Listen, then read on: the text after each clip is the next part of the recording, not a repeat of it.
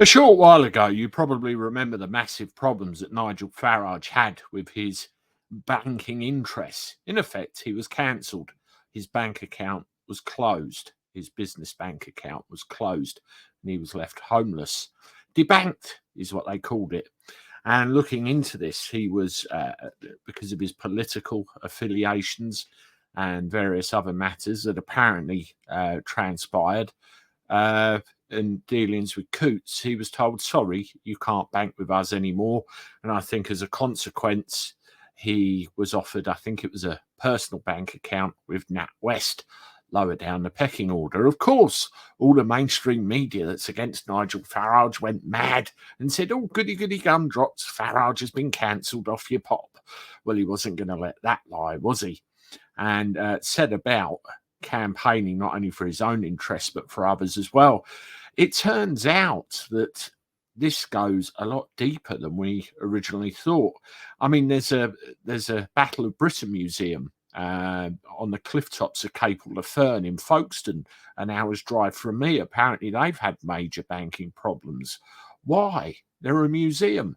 If you believe this is a massive scandal, subscribe to the channel. Let me know what you think about it, and let's all club together here.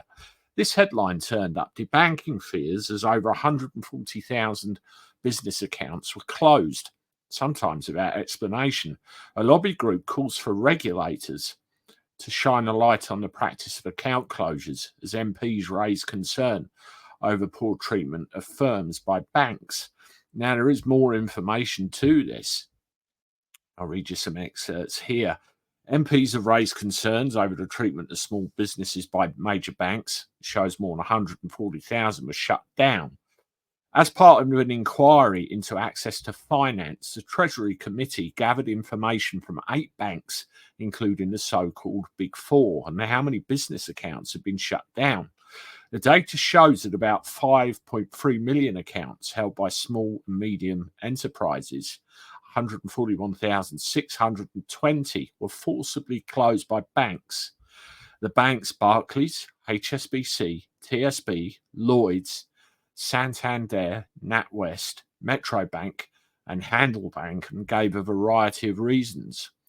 Lloyds and NatWest were among those who cited concerns about financial crime and fraud, while HSBC said that about 2/3 of the more than 26,000 accounts it closed were related to customers' financial viability, or the accounts being dormant.